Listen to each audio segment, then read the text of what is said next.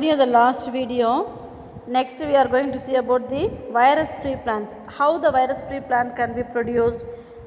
If we are taking the explant as a shoot tip or meristem cells, we can produce the virus-free plants. The field-grown plants like perennial crops usually are infected by variety of pathogens like fungi, bacteria, mycoplasma, viruses which cause considerable economic losses. இப்போ perennial plant இருந்தது அப்படின்னா ஒரே இடத்துல பல காலங்களாக வாழும். Due to the environmental conditions and natural calamities, some pathogens may be affect that plant. So that will be making damages in that plant. So அதை வந்து நம்ம plant tissue culture technology மூலமாக virus free plants உருவாக்கலாம் with the help of when we are taking the explant as a shoot tip or meristem cells, apical meristem, we can grow into a virus free plant. Shoot meristem tip culture is the method to produce virus free plants because the shoot meristem tip is always free from viruses. Okay, next conservation of plant genetic resources, germplasm conservation. So germplasm conservation refers to the conservation of living genetic resources like pollen, seeds or tissue of plant material maintained for the purpose of selective plant breeding, preservation in live condition and used for many research works. அதாவது இப்போ நம்மளுக்கு எப்படி blood bank இருக்குதோ gene பேங்கிங்கெல்லாம் இருக்கு இல்லையா, அதே மாதிரி ஜெம்பிளாசம் கன்சர்வ்ஸும் என்ன இருக்கும் அப்படின்னா போலனை வந்து சேகரித்து வைப்பாங்க. அதே மாதிரி சீட் பேங்கிங் இருக்குது.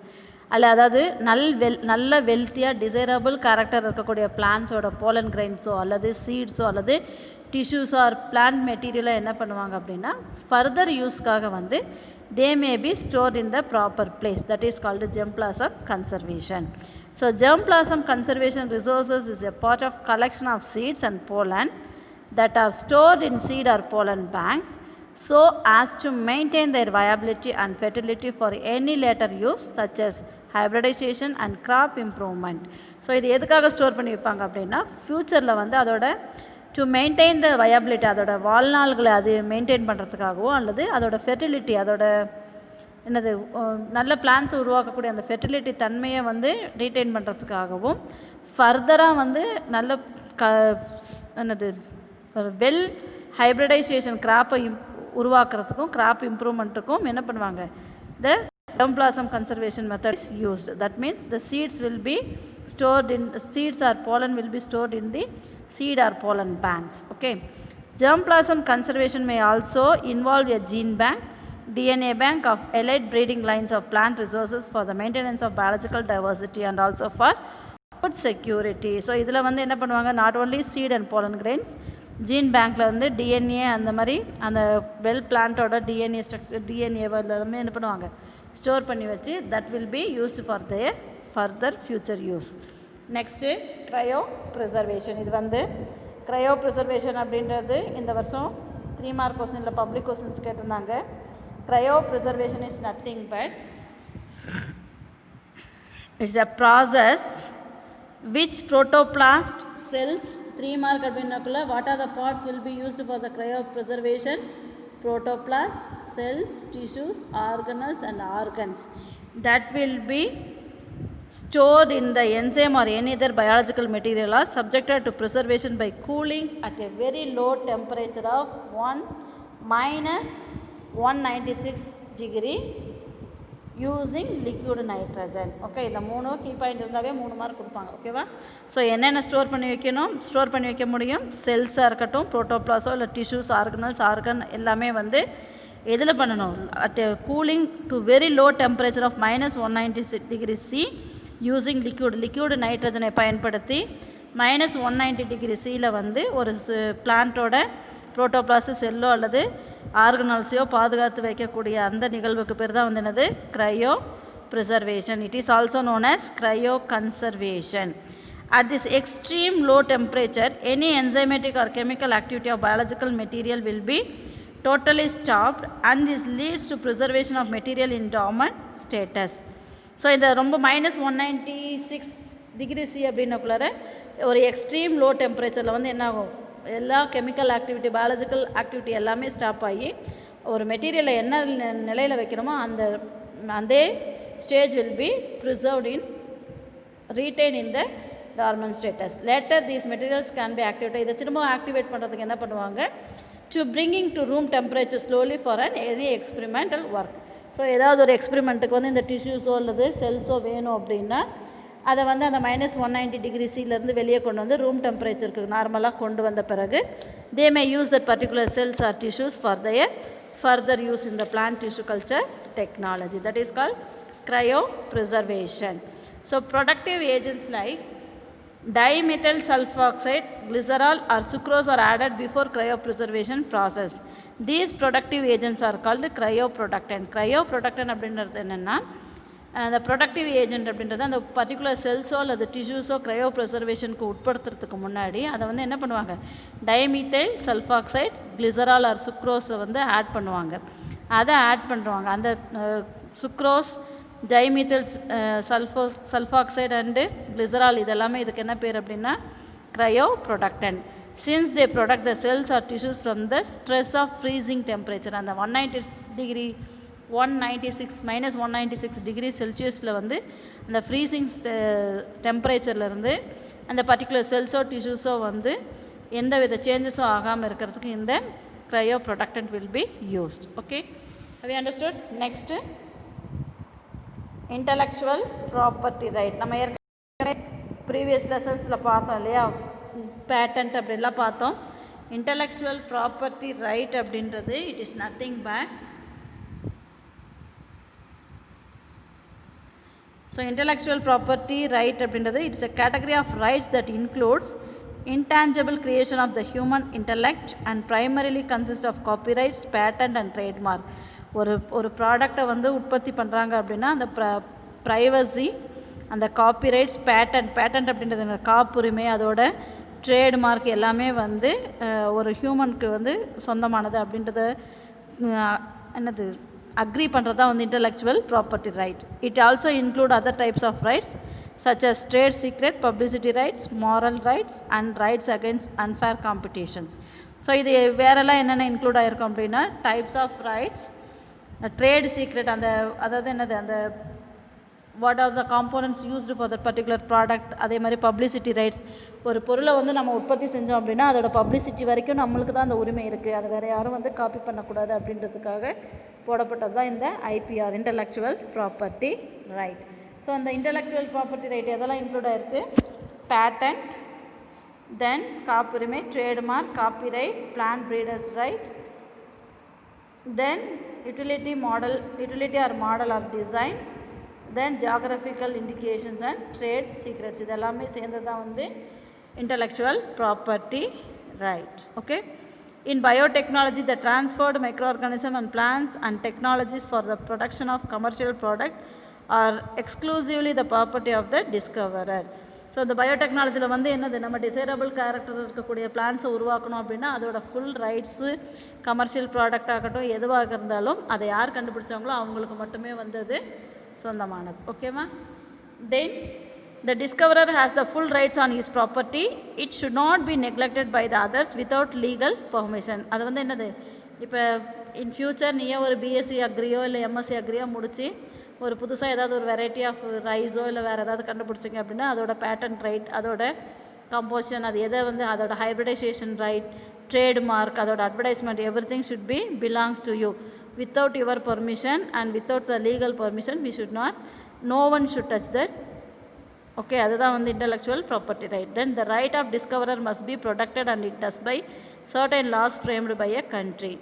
The IPR is protected by different ways like patent, copyright, trade secrets and trademarks, designs and geographical indications. So அது என்ன எதை வச்சு ப்ரொடெக்ட் பண்ணுவாங்க அப்படின்னா பேட்டன்ட் இருக்கும், அதுக்கு காப்புரிமை இருக்கும், அதே மாதிரி அந்த காப்பிரைட்ஸ், அதோட ட்ரேட் சீக்ரெட்ஸ், அதோட அட்வர்டைஸ்மெண்ட், அதை எப்படி வியாபாரம் பண்ணுறது அப்படின்ற எல்லா சீக்ரெட்டுமே it belongs to the discoverer and it will be protected by some rules and regulations by the Indian government. Okay, so already நான் சொல்லியிருக்கேன் இல்லையா, இந்தியாவோட பேட்டன்ட் ரைட்ஸ் வந்து 5 years.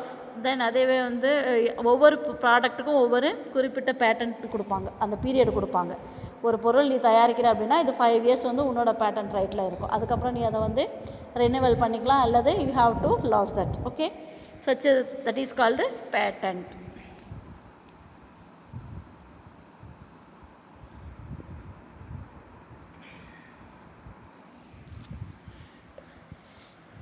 ஸோ பேட்டன்ட் அப்படின்றது என்னது? It is a special right to the discoverer inventor that has been granted by the government through a legislation for trading new article. A patent is a personal property which can be licensed or sold by the person or organization like any other property. Then patent terms give the inventor the rights to exclude others for making, using or selling his invention. இப்போ நம்ம வந்து ஒரு ஏரியாவில் ஒரு school இருக்குது அப்படின்னா இன்னொரு school ஆரம்பிக்கணும் அப்படின்னா என்ன பண்ணுவாங்க? என்ஓசி வாங்குவாங்க இல்லையா? அந்த மாதிரி தான் இதுவும் ஒரு பர்டிகுலர் ப்ராடக்டை வந்து நம்ம ப்ரொடியூஸ் பண்ணோம் அப்படின்னா அதுக்கு முழு உரிமையும் யார் வந்து டிஸ்கவர் பண்ணாங்களோ, யார் ப்ரொடியூஸ் பண்ணாங்களோ அவங்களுக்கு தான். அவங்களோட அனுமதி இல்லாமல் வேறு யாரும் அதை திருடிடக்கூடாது, அதோட மூலப்பொருட்களை வச்சு அதே மாதிரி டூப்ளிகேட் ஃபார்ம் பண்ணிடக்கூடாது அப்படின்றதுக்காக உருவாக்கப்பட்டது தான் இந்த patent. Okay, next biosafety. Biosafety அப்படின்றது என்ன? So biosafety advances in biotechnology and their applications deals with genetic manipulation. Biosafety is the prevention of large-scale loss of biological integrity, focusing both on ecology and human health. So இது என்ன அப்படின்னா biosafety அப்படின்றது அதாவது உருவாகக்கூடிய பொருள்கள் மூலமாக biological integrity மூலமாக மனிதர்களுக்கும் வந்து ஹியூமன் ஹெல்த்துக்கும் அவங்களுக்கு சுற்றி இருக்கக்கூடிய அந்த சுற்றுப்புற சூழலுக்கும் எந்த விதமான கெடுதலும் இல்லாமல் இருக்கணும் அப்படின்றத ப்ரிவென்ட் பண்ணுறதுக்காக உருவாக்கினது தான் இந்த biosafety. These prevention mechanism include conduction of regular reviews of the biosafety in laboratory settings as well as strict guidelines to follow. Many laboratories handling biohazards employ an ongoing risk management, assessment and enforcement process for biosafety. Failures to follow such protocols can lead to increase the risk of exposure to biohazards or pathogens. So இந்த உயிரி பாதுகாப்பு அப்படின்றது என்ன அப்படின்னா இந்த தடுப்பு செயல்முறைகள் மூலமாக லெபார்ட்டரி கண்டிஷன்ஸில் வந்து தொடர்ந்து ஒரு சில ரூல்ஸ் அண்ட் ரெகுலேஷன்ஸை வந்து பின்பற்றுவாங்க. ஓகேவா? அதாவது இந்த பயோ ஹசார்டி அப்படின்றது வந்து ஹசார்ட் அப்படின்னா என்ன? தீங்கு விளைவிக்கக்கூடிய பொருள்கள் இருக்கு இல்லையா? அந்த தீங்கு விளைவிக்கக்கூடிய நிகழ்வுகள்லேருந்து மக்களை பாதுகாக்கிறதுக்காக உருவாக்கப்பட்டது தான் வந்து இந்த பயோசேஃப்டி. ஓகே, ஸோ இது வந்து என்ன பண்ணுவாங்க? தொடர்ந்து அந்த பயோ ஹசார்டி விளைவிக்கிற பொருட்களை வந்து ஹேண்டில் பண்ணும்பொழுது என்னாகும்? பல லெபார்ட்டரியில் ஹேண்டில் பண்ணும்பொழுது அந்த உயிரி பாதுகாப்பு வந்து என்னாகும்? That biosafety will be intensive in that and it will be save the human beings as well as the ecological human health as well as the ecological health. ஓகேவா? தென் இந்த என்ன ஆகும் அப்படின்னா suppose we are not able to follow this biosafety in the laboratory condition, what will happen? நிறைய bio ஹசார்ட்ஸை use பண்ணும் பொழுது என்னாகும்? Many pathogens உருவாகும். அதாவது நோய்களை உருவாக்கக்கூடிய காரணிகள் உருவாகி என்ன ஆகும்? அந்த பயோடெக்னாலஜி அந்த டெக்னாலஜி மூலமாக உருவாகக்கூடிய பொருள்களோ அல்லது அந்த பொருள்கள் மூலமாக தேவையற்ற பாதிப்புகள் நிறைய ஏற்படும். அதுதான் வந்து என்னது? Biosafety. Okay, next bio ethics. Bio ethics அப்படின்றது உயிரி பாதுகாப்பு எத்திக்ஸ் அப்படின்னா என்ன? அறநெறிகள் அப்படின்னு சொல்லுவோம் இல்லையா? அதுதான் வந்து bio ethics. Ethical, legal and social implications. Ethical அப்படின்னா அறம் அப்படின்னா என்ன? ஒரு ப்ராப்பர் வே இல்லையா? அதே மாதிரி லீகல் அப்படின்றது including the laws and social implication அப்படின்றது social defences. So bioethics, ethical, legal and social implications. ELSI அப்படின்றது bioethics refers to the study of ethical issues emerging from advances in biology and medicine. It is also a moral discernment as it relates to medical policy and practice. Bioethicists are concerned with the ethical questions that arise in the relationship among life sciences, biotechnology and medicine. It includes the study of values relating to primary care and branches of medicines. அதாவது bio ethics அப்படின்றது என்ன அப்படின்னா மருத்துவத்திலோ அல்லது அந்த உயிரியல் ஆய்வகங்களோ ஏற்படக்கூடிய முன்னேற்றங்கள்லேருந்து தோன்றுறது தான் ஆகும். ஓகேவா? இதுக்கு வந்து என்ன இருக்கும் அப்படின்னா மெடிசன் ஃபீல்டில் வந்து ஒரு சில விதிமுறைகள், லாஸ் இருக்கு இல்லையா? விதிமுறைகளோ மற்றும் அந்த ட்ரைனிங் இருக்கு இல்லையா? பயிற்சி இருக்கு இல்லையா? அதோட தொடர்புடையதாக இருக்கும். Then bioscience and biotechnology, அதாவது அந்த இருக்கக்கூடிய மெத்தட்ஸ் வந்து பயோடெக்னாலஜி யூஸ் பண்ணும்பொழுது that including the bioscience as well as the technology method. ஓகேவா? ஸோ இது வந்து என்னாகும், அதை பற்றின ஆய்வெல்லாம் செய்யக்கூடியதாக இருக்கக்கூடியதாக இந்த bioethics. Then the scope of bioethics is directly related to biotechnology, including cloning, gene therapy, life extension, human genetic engineering, astroethics, life in space, and manipulation of basic biology through altered DNA, RNA, and proteins. These developments in biotechnology will affect future evolution, and many require new principles such as biotic ethics that values life and its basic biological characteristics and structures. So இந்த மாதிரி இந்த பயோஎத்திக்ஸோட main aim என்ன அப்படின்னா, நம்ம செய்கிறோம் இல்லையா, அதாவது gene cloning அப்படின்னா என்னது, நிறைய நகல்கள் உருவாக்குறோம். அதே மாதிரி ஜீன் தெரப்பி, அதோட to increasing the life span of the plants. Then human genetic இன்ஜினியரிங்கில் இப்போ ஹியூமன் ஜெனட்டிக் இன்ஜினியரிங் அப்படின்றக்குள்ள இன்சுலின் ப்ரொடியூஸ் பண்ணோம் இல்லையா, அதெல்லாமே வந்து அவற்றையெல்லாம் இன்க்ளூட் பண்ணக்கூடிய ஒரு பயோடெக்னாலஜி தான். That will be affect future revolution. இந்த மாதிரி அதிக அளவு பண்ணும் பொழுது that will be affect the future evolution, புதிய பரிணாமத்தை உருவாக்குறதுக்கு அஃபெக்ட் பண்ணும். அதாவது இப்போ நிறைய, அதாவது லீகலாக பண்ணாமல் இல்லீகலாக பண்ணக்கூடிய மெத்தட்ஸ். ஓகேவா? And may require new principles such as biotic ethics.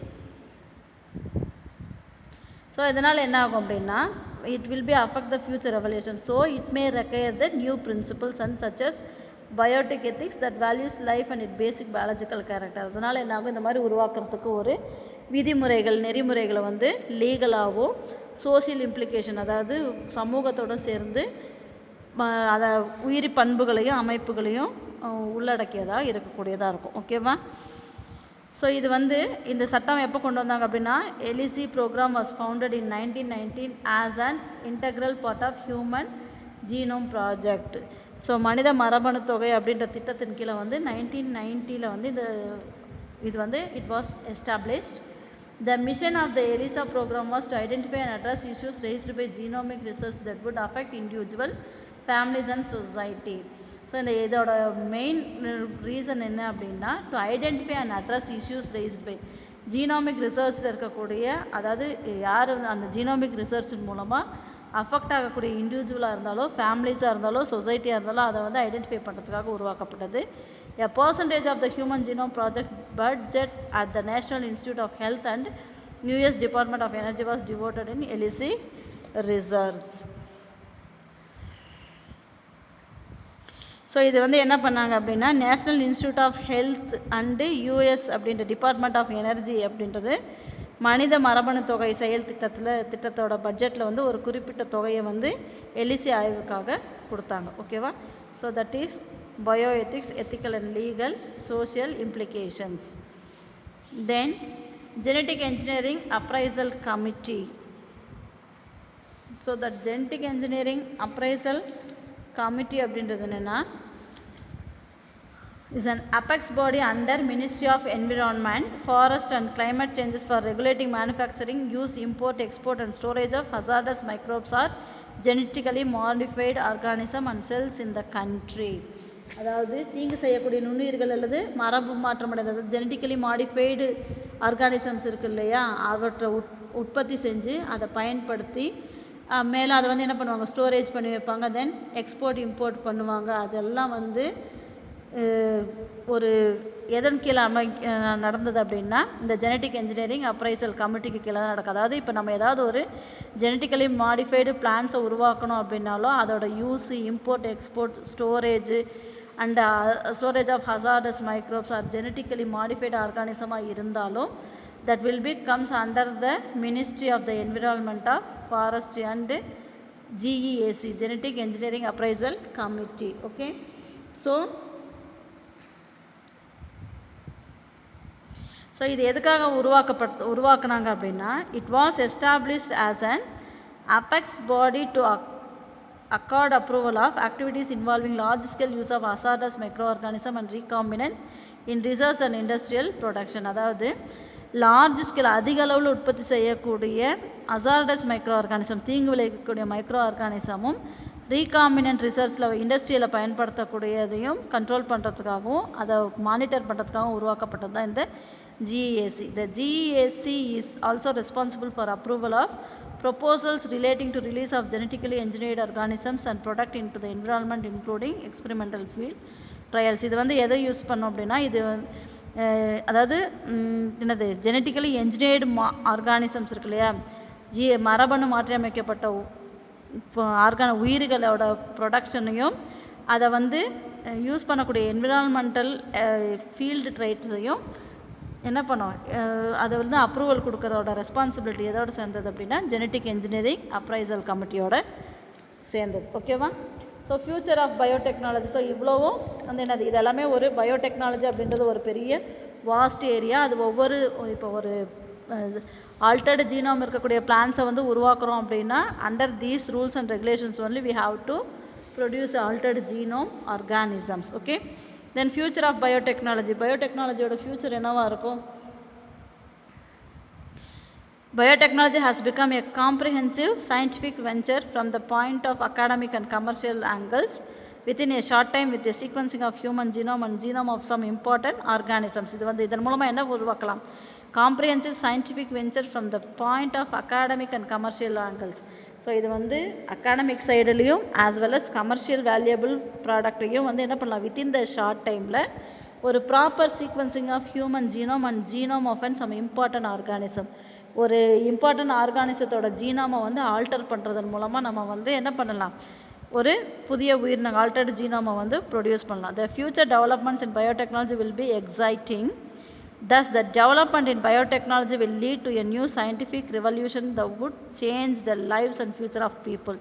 So ஃப்யூச்சரில் வந்து இதே மாதிரி நிறைய ஆல்டர்டு ஜீனோம் இருக்கக்கூடிய உயிரினங்களையோ அல்லது தாவரங்களையோ உருவாக்கும் பொழுது அது வந்து என்ன பண்ணும், ஒரு புதிய பரிணாமத்தை உருவாக்கக்கூடிய சயின்டிஃபிக் ரீசனாக வந்து ரெவல்யூஷன், ஒரு ரெவல்யூஷன் அப்படின்றது ஒரு புரட்சியே வந்து உருவாக்கக்கூடிய அளவுக்கு மனிதர்களுடைய வாழ்வில் பங்கு வகிக்கக்கூடியது தான் இந்த பயோடெக்னாலஜி.